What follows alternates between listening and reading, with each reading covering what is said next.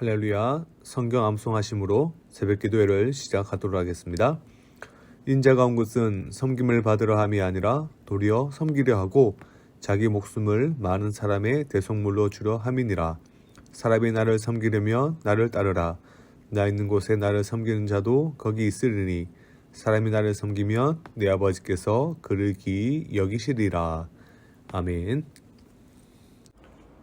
하나님의 말씀은 예레미야 50장 1절에서 10절까지의 말씀입니다. 이 시간에는 1절과 2절의 말씀을 제가 봉독해 드리겠습니다. 여호와께서 선지자 예레미야에게 바벨론과 갈대아 사람의 땅에 대하여 하신 말씀이니라. 너희는 나라들 가운데 전파하라, 공포하라, 깃발을 세우라. 숨김이 없이 공포하여 이르라. 바벨론이 함락되고 벨이 수치를 당하며 모로닥이 부스러지며 그 신상들은 수치를 당하며 우상들은 부스러진다 하라. 아멘. 예레미야 46장부터 51장은 이방 10개국에 대한 심판의 말씀입니다. 예레미야 선지자는 유다가 멸망하기 직전에 주변 나라 10개국의 마지막이 어떻게 될 것인지에 대해서 하나님의 말씀을 들었고 그것을 기록한 것이 바로 46장에서 51장까지의 내용입니다. 그 나라들은 애굽에서 시작하여 블레셋, 모압, 암몬, 에돔, 다메섹, 게달, 하솔, 엘람, 그리고 마지막은 50장에서 51장에 나타난 바벨론입니다. 오늘 본문 1절부터 10절은 바벨론의 멸망과 이스라엘의 회복에 대해서 예언을 하고 있는데요. 예레미야는 바벨론에 대해 가장 긴 신탁의 말씀을 전합니다. 앞서 말씀드렸듯이 50장과 51장이 무려 바벨론에 대한 심판 내용입니다. 바벨론은 유다를 포함하여 46장부터 49장까지 심판의 대상으로 지목된 모든 열국에 대한 하나님의 심판의 도구였습니다. 그러나 바벨론은 북쪽에서 나온 한 나라에 의해 함락될 것입니다. 그들은 자신들이 하나님의 심판의 도구였다라는 이러한 사실을 겸손하게 인식한 것이 아니라 오히려 자신들의 그 정복욕을 채우기 위한 잔혹한 정복만을 했기 때문에 결국 이런 교만 위에 세워진 제국 역시 하나님의 심판의 대상이 되고 말았음을 오늘 본문에서 이야기를 하고 있습니다. 하나님께서 예레미야 선지자를 통해서 바벨론과 갈대아 사람의 땅에 대해서 말씀하시는데요. 먼저 우리가 바벨론에 대해서 살펴보자면 바벨론은 나라 이름을 혹은 이제 갈대아는 민족의 이름을 뜻합니다.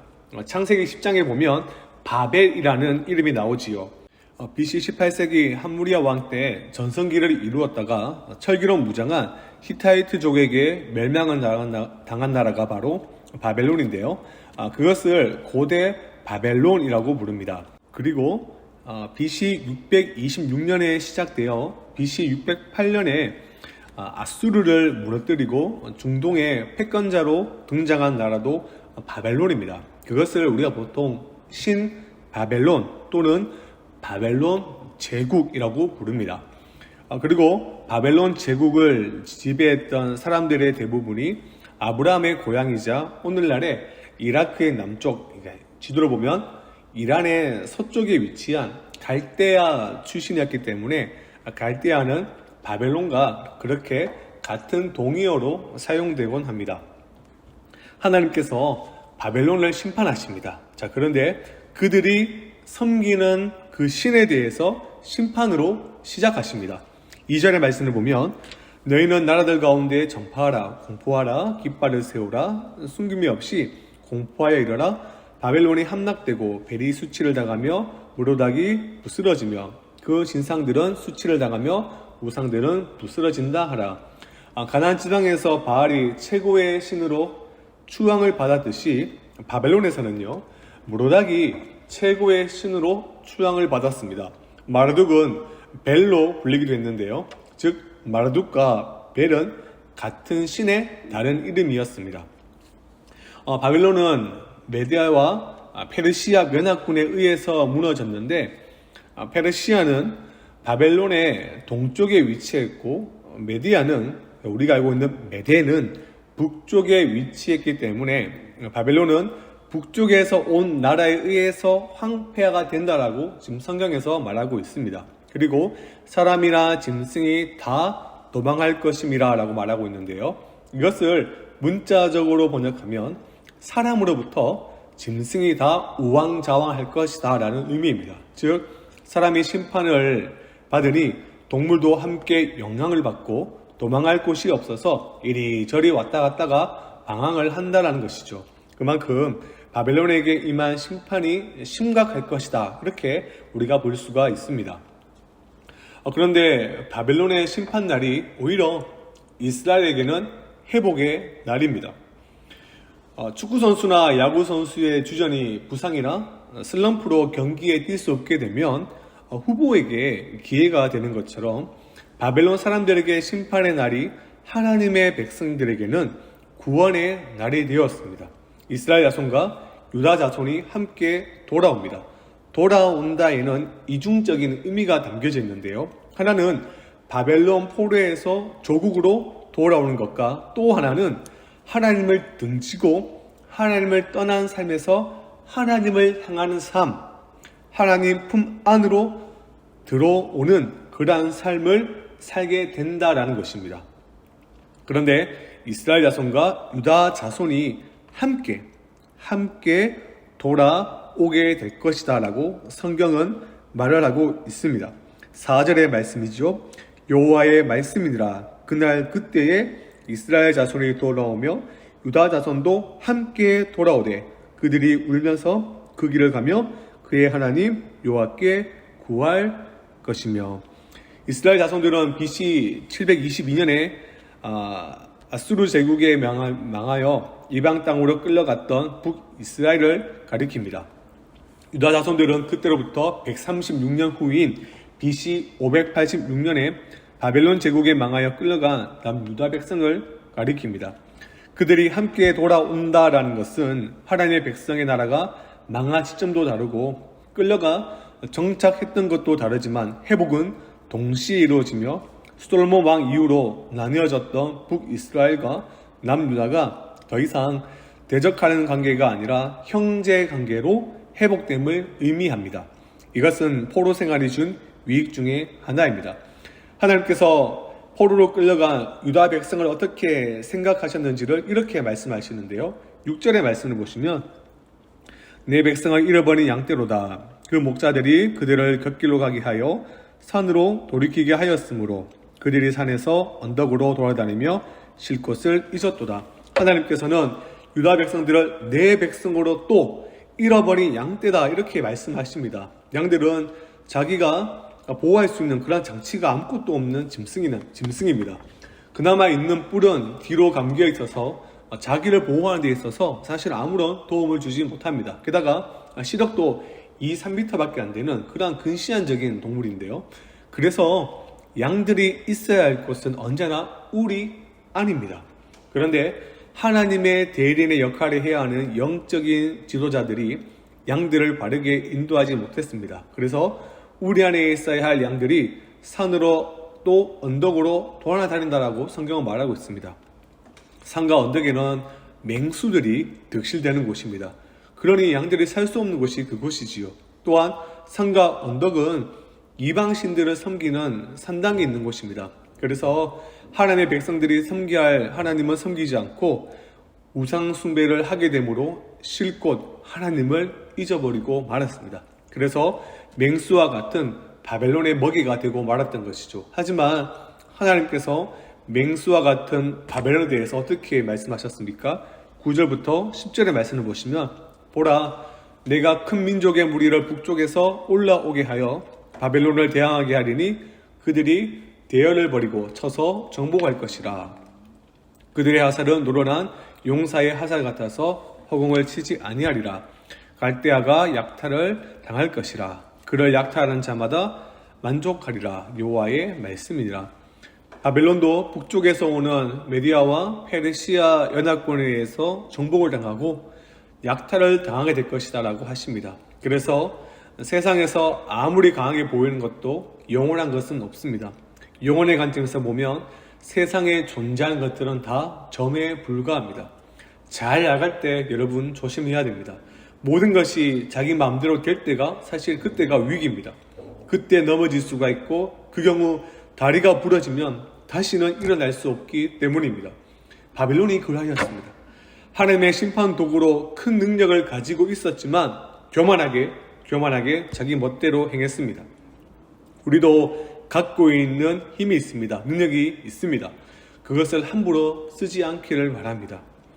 능력이 있어도 자제할 때가 있습니다. 장거리 선수는 결코 단거리 선수처럼 뛰면 안 되지요. 노련한 권투 선수는 강약을 조절할 줄 알아야 됩니다. 그리고 세상에 우리 것은 사실 단 하나도 없습니다. 태어날 때부터 갖고 나온 것이 우리에게는 하나도 없습니다. 우리의 손에 있는 것은 잠깐 맡겨진 것이죠. 그렇다면 맡긴 분의 뜻에 따라 우리는 그것을 잘 사용해야 됩니다. 바벨론은 그것에 실패하였습니다. 마치 자기 거인 양 마음대로 쓰다가 망하고 말았던 것이죠. 부여된 권력을 함부로 쓰는 사람을 우리는 독재자라고 부릅니다. 갖고 있는 돈으로 우쭐대는 사람을 졸부다라고 부릅니다. 그러나 부여된 힘을 백성을 위해 쓰는 사람을 어진 임금이라고 부르며 갖고 있는 물질을 불쌍한 사람을 위해 쓰는 사람을 우리는 정말 부자다라고 합니다. 권력과 돈, 힘과 물질 모두 하기 나름입니다. 모든 것이 여러분 우리의 것이 아닙니다. 주신 분의 것입니다. 주신 분이 누구십니까? 여호와 하나님이십니다. 우리는 단지 청지기에 불과합니다. 그러니 우리는 청지기적 사명을 가지고 우리에 있는 것들을 하나님과 이웃을 우리에게 선하게 사용할 수 있는 모든 우리 성강의 공동체가 되기를 주님의 이름으로 간절히 축원합니다. 이 시간 들은 말씀을 기억하며 합심해서 기도하도록 하겠습니다. 청지기적 사명을 가지고 우리에게 있는 것들을 하나님께 받은 것으로 고백하게 하시며 그것들을 가지고 하나님과 이웃들을 섬기는 데 귀한 도구로 사용하여 주시옵소서. 오늘은 선교와 전도를 위해 기도한 날입니다. 캄보디아 김명진 안혜연 선교사님, 인도네시아 김인성 이성규 선교사님 가정과 우리 교회가 후원하는 모든 선교사님들을 붙들어주시고 하나님의 은혜로 충만케 하시고 필요한 것들을 넘치도록 채워 주시옵소서. 우리 모두에게도 구력의 열정을 부어주셔서 영혼 구원하여 제자 삼는 교회의 본인적 사명을 잘 감당케 하여 주시옵소서. 또한 성경에 보내 보이신 그리스도를 따라 교회와 이웃을 섬기는 하나가 될 수 있도록 크신 은혜를 허락하여 주시옵소서. 이에도 각자가 가진 기도 제목들을 간절함을 담아 주여 한번 부르짖고 기도하겠습니다. 주여